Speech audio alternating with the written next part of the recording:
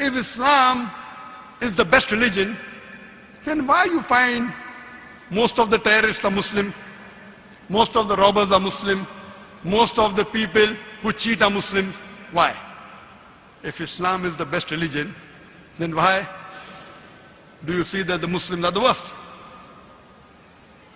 The reply to this question is that one of the major factors for this impression that all the terrorists are Muslims, the impression that most of the people who cheat are Muslims, most of the people who bribe are Muslim, is the media. About 5 years back, when I was called in the same organization, Dubai Holy Quran International Award, for the second time, on the patronage of Sheikh Muhammad Rashid Maktoum, I had given the talk in my second day, Media and Islam, War or Peace. And I described in detail what is the strategy of the media to malign Islam. And I also gave a talk, Islam, the solution to the problems of humanity. The media says Islam is a problem for humanity. Actually, Islam is the solution for the problem of humanity. That's why the tagline of the Peace TV, the solution for humanity. That means Islam is the solution for humanity. What does the media do? Time will not permit me to give in detail. I'll just wind up my answer in a couple of minutes. What does the media do? Media picks up the black sheep of the community and they portray as though they're exemplary Muslims. See, we have black sheep in the community. We do have many Muslims who are namesake Muslims. They aren't practicing Islam. They pick them up and they portray as though they're exemplary Muslims. Many a time the media, they quote something of the Quran, they quote out of context.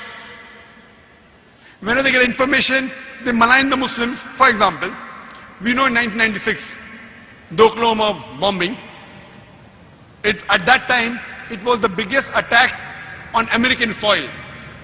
More than 100 people were killed, 166 people were killed. It came as headlines, Middle East conspiracy, Middle East conspiracy, Muslims to blame, Muslims to blame. Headline for days and weeks together. Later on, when they came to know it were 2 American soldiers, it comes once and vanishes. When they don't know the culprit, it comes for days as headlines. When they come to know the real culprit, 1 or 2 days, the news goes out. Why? In India, we have, 50-year-old Muslim Arab marrying an 18-year-old girl, headlines. When 50-year-old non-Muslim rapes a 6-year-old girl, it comes in news briefs.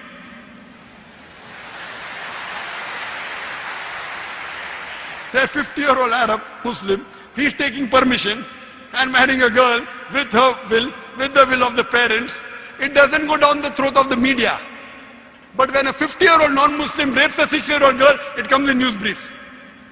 Why? Same example, couple of weeks back, there was a bomb blast in Pune, German bakery. 9 people were killed. Suspect, Muslim, Muslim, Muslim. Suspect, Suspect. No 100% proof. Same day, the Maoists, they killed 16 policemen. Not civilians, policemen, Maoist, no. It comes in news brief. Muslim suspect, 9 civilians killed, 16 policemen killed by Maoist. Comes in news briefs. Ajib. They know the people who killed, not civilians. They have got cannons, rocket launchers. They bombard the full police station. Comes in news brief. They don't know who did the Pune bomb blast. Muslim suspect. And it's continuously there for many days. They don't know who did it. Who they know did it because it's a Maoist, communist, non-Muslim, news briefs. Or maybe, front page, some papers, but below. And it vanishes out of the media. So the major cause is the media. Media and Islam, war or peace. Unfortunately, Muslims are very weak in media. Very weak.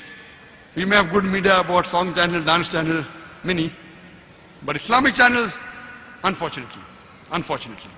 So I say, yes, I do know there are black sheep in the community, but yet, with all the black sheep, yet as a whole, the Muslims are the biggest teetotalers in the world. I know some Muslims who can drink the non-Muslim under the table. But as a whole, the biggest community of teetotalers in the world are Muslims. The biggest community as a whole that give charity, they are Muslims. There is no non-Muslim, no human being in the world who can show a candle to a practicing Muslim as far as modesty is concerned, as far as sobriety is concerned, as far as human values are concerned, as far as ethics are concerned. No human being can show a candle to a practicing Muslim as far as modesty is concerned, as far as sobriety is concerned, as far as human values are concerned, as far as ethics are concerned.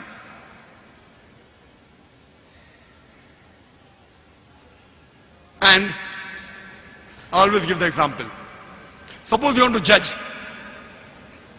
how good a car is, and latest 600 S model of Mercedes is launched in the market, 2010 model. You want to test the car. You put behind the car, behind the steering wheel, a driver who does not know how to drive, and he bangs up the car. He has an accident. Who will you blame? Will you blame the car or the driver? Driver. If you want to know how good the car is, you have to know the specification. What is the pickup? What are the safety measures? What is the ratio? What is the average of the car? Anti-brake locking system. Look at the specification. And really, if you want to test drive the car, put behind the steering wheel an expert driver. If you really want to know about Islam, don't look at the Muslims. Look at the scriptures, the glorious Quran and the Sahih Hadith. Don't look at me. Don't look at the Muslims. If you really want to test drive a car, put behind the steering wheel an expert driver. The best exemplary Muslim you can find is Prophet Muhammad Sallallahu Alaihi Wasallam. Read his seerah, you will find he's the best exemplary Muslim and the best exemplary human being that has lived. That's the reason I say that understand the religion by looking at the scriptures. And when you read the scriptures, the authentic sources, the Quran and Sahih Hadith, you will really appreciate Islam.